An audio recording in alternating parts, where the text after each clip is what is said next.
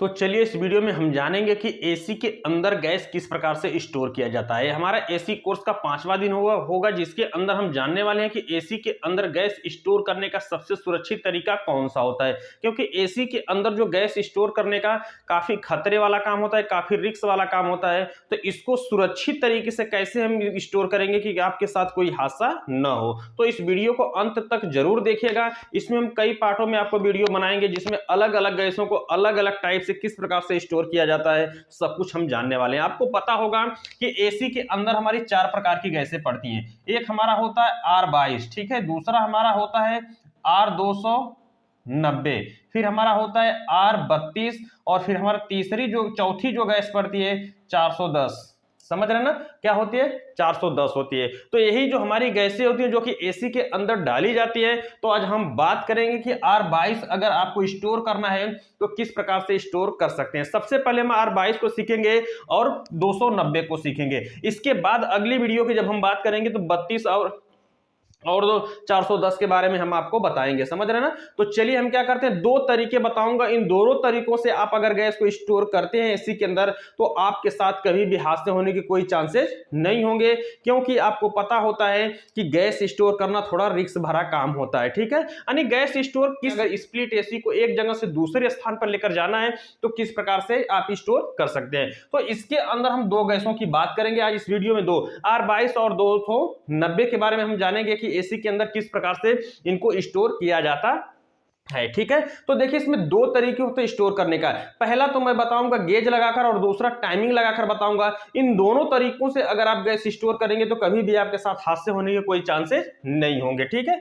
तो हमें क्या करना होगा, अगर यूनिट के अंदर R22 गैस हो, कौन सी हो, R22 हो या तो फिर हमारा क्या हो, R290A हो। समझ रहे ना, R22 हो या तो R290 हो। इन दोनों गैसों को अगर हमें स्टोर करना है, सबसे पहले मैं आपको बताऊंगा कि कंपाउंड गेज लगाकर गैस को किस प्रकार से स्टोर किया जाता है। ठीक है, तो यहां पर आप देख रहे हैं कि हमारे पास एक कंपाउंड गेज है, इसको हमने लगा लिया है। ठीक है, लगाने के लिए जो एसी की जो चार्जिंग लाइन होगी ना, और यहाँ पर जो चार्जिंग वाल्व होगा वहां पर हम इसको चार्जिंग पाइप को जोड़ देंगे तो पिन वाला हिस्सा इधर जुड़ना चाहिए। ठीक है, जब जैसे ही हम यहाँ पर लगाएंगे, समझ रहे ना, जैसे आप यहाँ पर लगाएंगे जो कंपाउंड गेज का जो हैंडल होगा ये ऑफ होना चाहिए। समझ रहे ना, क्या होना चाहिए, ऑफ होना चाहिए। इसको हम ऑफ कर लेंगे, नहीं तो जब आप पाइप लगाएंगे ऑन रहेगा ना तो यहाँ से जो गैस होगी वो सामने की साइड से निकल जाएगी। तो ये जो पाइप लगेगी हमेशा जो सुई होगी कंपाउंड गेज की सुई के सामने वाले पॉइंट में जोड़ करके, जिधर पिन नहीं होगा, और पिन वाले हिस्से को हमें क्या करना होगा, जो आउटडोर होगा ना एसी का, जो आउटडोर होगा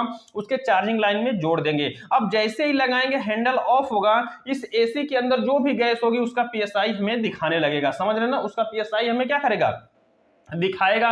जैसे R22 और 290 का दोनों का पीएसआई हमारा क्या होता है, सेम होता है। ठीक है, ऐसे हम लगा लेंगे, यहां पर पीएसआई दिखाने लगा।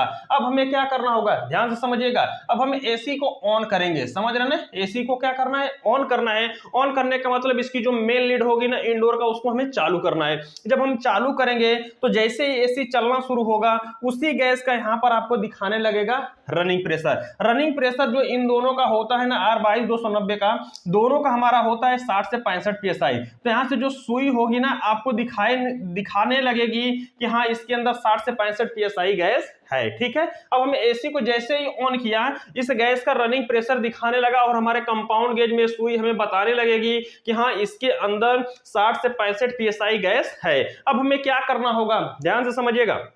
अब हम क्या करेंगे, ऑन करने के बाद कम से कम 5 मिनट तक यूनिट को चलने देना है। कितना, 5 मिनट तक हम क्या करेंगे, यूनिट को चलने देंगे। जब हमारे 5 मिनट पूरे हो जाएंगे तो सर्वप्रथम हमें एलन की लेना होगा। आपको पता होगा एलन की, समझ रहे ना, जो एल आकार की होती है। तो सर्वप्रथम हम एलन की लेंगे, और जो हमारी ये एलन की होती है ना 4 या 5 नंबर की होगी, 4 या 5 नंबर की होगी। तो सर्वप्रथम हमें एलन की लेकर के दोनों वाल्व में, यानी सक्शन वाल्व और डिस्चार्ज वाल्व दोनों में लगाकर देख लेना है कि क्या दोनों में फिट बैठ रही है कि नहीं बैठ रही है। ये ना हो कि एक ठो आप बंद कर दें और दूसरे में लगाएंगे तो पता चले उसकी साइज नहीं है, तो इसमें बड़े हादसे होने के क्या होंगे, चांसेस होंगे। तो एलनकी लेकर दोनों वाल में हमें पहले लगा लेना है बंद करने से पहले। अगर दोनों में 4 या 5 नंबर जो भी साइज की एलनकी बैठ रही है तो उसी को हम ले लेंगे और यूनिट को चालू करने के बाद 5 मिनट के बाद, समझ रहे ना, यूनिट चालू किया और 5 मिनट के बाद सर्वप्रथम हमें क्या करना होगा, जो डिस्चार्ज वाल्व होगा एलनकी लेकर के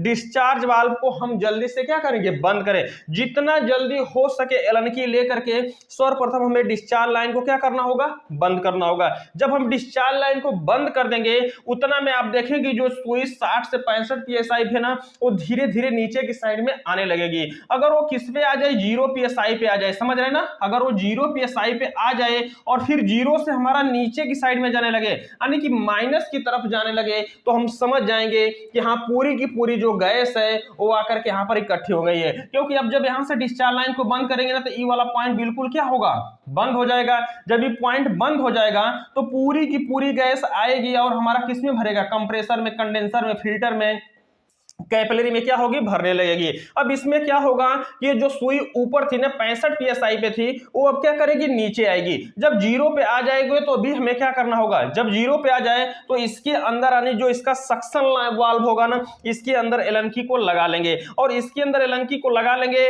और जब तक आपकी सुई माइनस में आए, ध्यान से समझिएगा, जब तक आपकी सुई 0 से माइनस में आए उससे पहले ही हमें इसकी जो सक्शन लाइन होगा इसको भी हमें क्या करना है, बंद कर देना है। और जैसे ही ये सक्शन लाइन बंद होगा तुरंत हमारा क्या होगा, यूनिट भी यानी कंप्रेसर भी बंद होना चाहिए। जैसे ही हमारा ई बंद हुआ वैसे तुरंत कंप्रेसर भी तुरंत क्या कर दो, ऑफ कर दो। यानी जो आपने ये चार्जिंग लीड जो लगाया था, यानी जो यहाँ पर आपने मेन लीड लगाया था, इसको तुरंत बंद हमें कर देना है, जस्ट का जस्ट। जैसे ही आपने सक्शन लाइन को बंद किया वैसे ही आप तुरंत कंप्रेसर को भी क्या कर देंगे, बंद कर देंगे। अगर इससे हो सके तो आप क्या करिए कि यहाँ पर जो एक तार होता है ना फेस या न्यूट्रल का, ध्यान से समझिएगा, जो इनडोर से आउटडोर तक आता है, तो इसमें से एक तार को लूज रखिएगा, समझ रहे ना, एक तार को क्या करिएगा, लूज रखिएगा। और जैसे यहां से आपकी सक्शन लाइन बंद हो, समझ रहे ना, जैसे ही सक्शन लाइन बंद हो तुरंत एक तार को खींच दीजिएगा जिससे न्यूट्रल और फेस कट जाएगा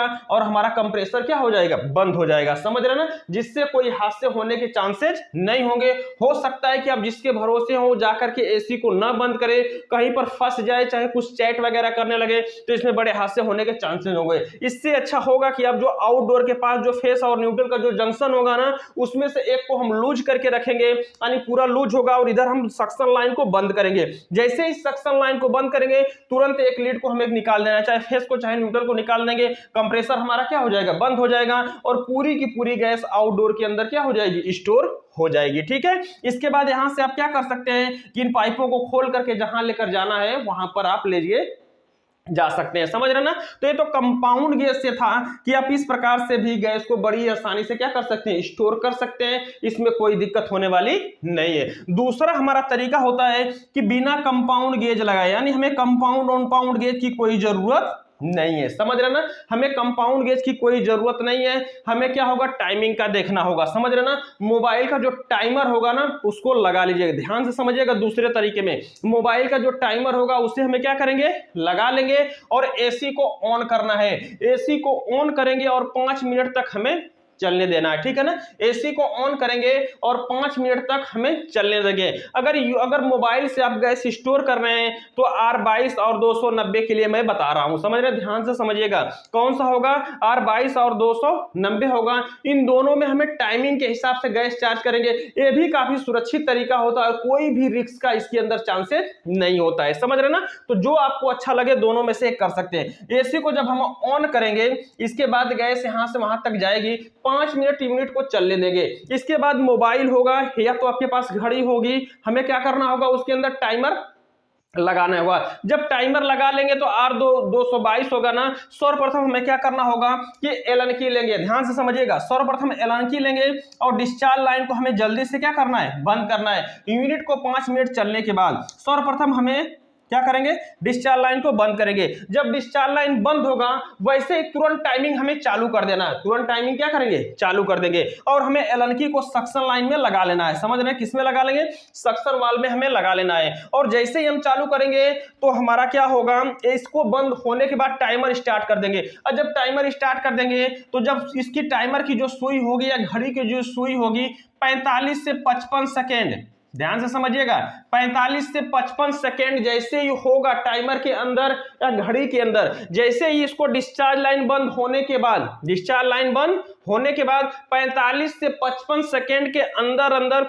सक्शन लाइन को भी हमें क्या कर देना है, बंद कर देना है। अगर यूनिट में R22 या 290 गैस है तो, समझ रहे ना, अगर यूनिट में R22 और 290 गैस है तो आपको डिस्चार्ज लाइन बंद होने के बाद, ध्यान से समझिए, डिस्चार्ज लाइन बंद होने के बाद 45 से 55 सेकेंड के अंदर अंदर, 45 से 55 सेकेंड के अंदर अंदर सक्शन लाइन को भी हमें क्या करना है, बंद कर देना है। और जैसे ही सक्शन लाइन बंद होगा तुरंत हमें कंप्रेसर को, जस्ट ही हमें कंप्रेसर को भी क्या कर देना होगा, बंद कर देना होगा। समझ रहे ना, इसमें भी आप वही कर सकते हैं कि यहां पर जो फेस और न्यूट्रल होगा ना, इसमें से किसी एक लीड को ढीला रखेंगे, वहां से जैसे ही आपका 45 से 55 सेकेंड होते हैं तो आप इसको आप बंद करते हैं सक्शन लाइन को, वैसे यहां से क्या करेंगे, न्यूट्रल चाहे फेस के किसी एक तार को निकाल देंगे और तुरंत का तुरंत कंप्रेसर बंद हो जाएगा। तो इन टाइमिंग के हिसाब से भी गैस को आप बहुत ही बेहतरीन तरीके से क्या कर सकते हैं और सुरक्षित तरीके से स्टोर कर सकते हैं, इसमें खतरे होने के कोई चांसेस नहीं होंगे, ठीक है ना। यानी कि आपको ये पता होगा कि डिस्चार्ज लाइन बंद होने के बाद हमें टाइमर को स्टार्ट करना है। डिस्चार्ज लाइन बंद होने के बाद, यानी जितना जल्दी आप डिस्चार्ज लाइन बंद कर देंगे वैसे तुरंत टाइमर स्टार्ट कर देना है। जैसे ही आप टाइमर स्टार्ट करेंगे 45 से 55 सेकेंड के अंदर अंदर आपको सक्शन लाइन को भी क्या कर देना है, बंद कर देना है। और सक्शन लाइन बंद करने के बाद जैसे ही सक्शन लाइन बंद होगा तुरंत कंप्रेसर को भी क्या कर देंगे, ऑफ कर देंगे। समझ रहे ना। तो इस प्रकार से आप क्या कर सकते हैं कि अगर यूनिट में R22 और 290 गैस है तो आप इन दो तरीके से स्टोर करिए, आपके साथ कभी भी हादसे होने के कोई चांसेस नहीं होंगे, ठीक है। तो इस वीडियो से संबंधित कोई भी सवाल और सुझाव कमेंट बॉक्स में जरूर लिखिएगा। वीडियो देखने के लिए बहुत बहुत धन्यवाद।